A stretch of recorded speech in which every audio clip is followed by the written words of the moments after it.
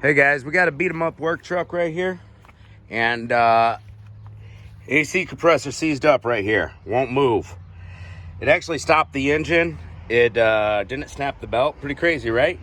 All right, and there's our new belt put on with the AC bypassed. If you look at the belt routing here, it seems like, oh, I could just get a belt that is no AC option. It'll work, right? No. It won't work. It's an 88-inch belt for no AC. The belt I had to put on was 90 inches. 90-inch belt. I'll give you the part number. It's around here somewhere.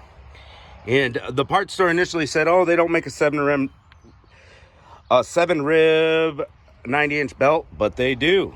All right, so on the no AC version of the 3.9 liter, they made one of these pulleys bigger.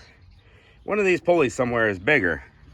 So the 88-inch belt won't fit if you just want to eliminate your AC, but they do make an AC bypass pulley. Why do you need another pulley when you can just get a 90-inch belt? Doesn't make sense.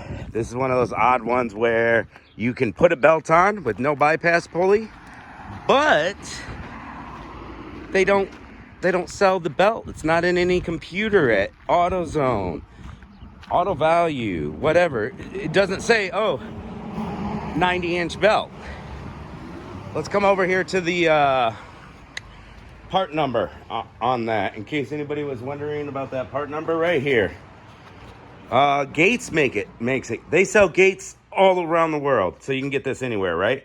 It's a K070901. There's your part number right there in front of you. Boom. Don't need a bypass pulley. Don't need to fix that AC. This is just a work truck. The guy doesn't want to spend hundreds of dollars. $29 belt. He's back up and running. Let's go.